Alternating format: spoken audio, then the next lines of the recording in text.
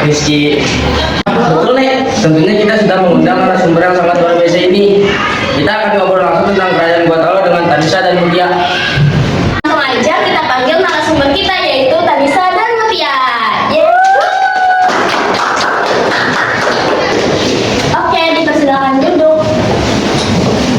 Halo, selamat pagi Ina, Rizky dan sobat Tanisa semua. Halo Tanisa, sebelumnya bagaimana kabar Tanisa dan Mutia? Kabar saya baik, alhamdulillah baik. Nah, senang sekali rasanya bisa diundang ke School Talks hari ini untuk membahas kerajaan Gotalo. Malah kami yang sangat berterima kasih dengan Tanisa dan Mutia karena sudah datang ke School Talks sendiri. Oh iya, kalau boleh tahu, kerajaan Gotalo ini memang memiliki sejarah yang sangat penting dalam perjalanan Islam di Indonesia ya, khususnya di Sulawesi Selatan. Boleh jelaskan sedikit bagaimana awal mula Islam masuk ke Gotalo? Tentu boleh dong Ki, Sobat Kenzi. Jadi itu awal mula Islam masuk ke Indonesia khususnya di Sulawesi Selatan itu tuh sekitar abad ke-16. Nah, awalnya itu kepercayaan yang dianut oleh Gotalo itu animisme dan lokal. Nah, karena kedatangan pedagang dari Gujarat, Persia, dan Sumatera ini tuh membawa pengaruh yang cukup besar buat kerajaan ini. Pada saat itu tuh yang memimpin kerajaan ini tuh namanya Sultan Alauddin.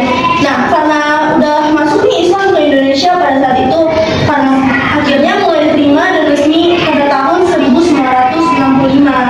Oh gitu. Wah, begitu. Sultan Alauddin itu siapa sih Tanisa? Apa dia keturunan bangsawan setempat? Dan kenapa dia menganut Islam? Alauddin itu anak dari raja ke-12, nama ayahnya itu Tunjalong. Nah, Alauddin ini dilahirkan dengan nama asli Idai Manggaria.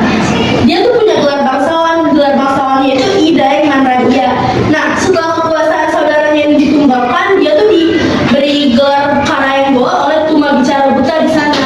Terus kenapa dia bisa jadi Islam? Nah, pada saat itu tuh ada pendakwah dari Minangkabau Kota Tama yang mengislamkan dia, dan semenjak itu juga dia resmi menganut agama Islam tanggal 22 September 1605. Nah, saat itu dia mulai memimpin dan diberi nama Sultan Alauddin. Jadi gitu ya. Jadi maksudnya Islam ke Gotalo ini banyak lewat jalur perdagangan. Dan sepenting itu kan peran Sultan Alauddin dalam penyebaran agama Islam.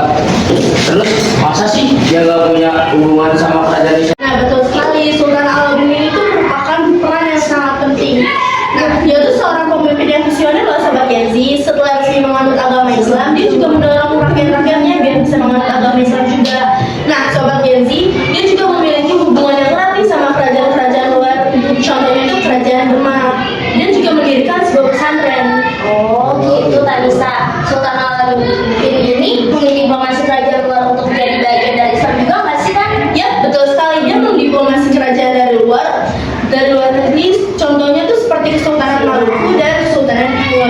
Nah, pesantren ini tuh sebagai upaya beliau untuk masyarakat Gotalo. Nah, setelah Sultan Alauddin ini juga muncul nih Sultan Hasanuddin. Siapa sih Sultan Hasanuddin itu? Sultan Hasanuddin ini tuh merupakan cucu dari Sultan Alauddin. Dia merupakan anak dari Raja ke-15.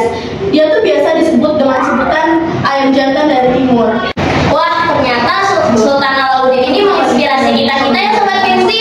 Nah, untuk kepemimpinan soal Sultan Hasanuddin itu gimana sih Mutia? Boleh dong sedikit-sedikit di-share sama kita.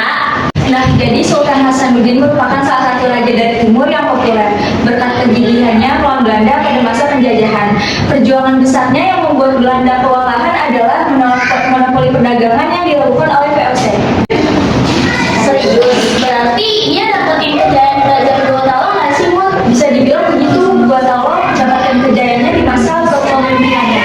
Kerajaan ini mencapai puncak kejayaannya. Sultan Hasanuddin juga memperkuat Gotalo sebagai pusat perdagangan di kawasan timur Indonesia. Beliau membuka jalur perdagangan yang lebih luas dengan kerajaan-kerajaan di Sulawesi seperti Maluku dan Makassar, yang pada masa itu menjadi pusat pertemuan perdagangan di berbagai daerah. Oh gitu. Tapi katanya kerajaan Gotalo ini mengalami kemunduran ya. Bahkan sebelumnya di zaman sekarang ini kadang mengapa kerajaan itu bisa mengalami kemunduran? Padahal katanya kerajaan itu sudah mendapatkan masa kejayaannya, Pak. Iya, benar sekali. Setelah mendapatkan masa kejayaan, ia mengalami kemunduran saat kekalahan Perang Makassar. Pemerintahan di Gotalo semakin melemah.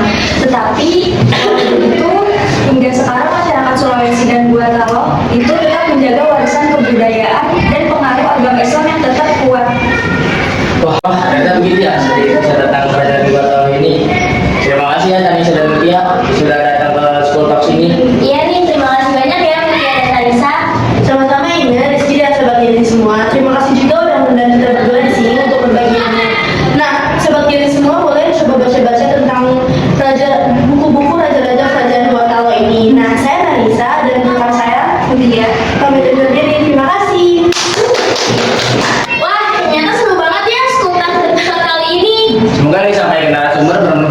sobat Gen Z.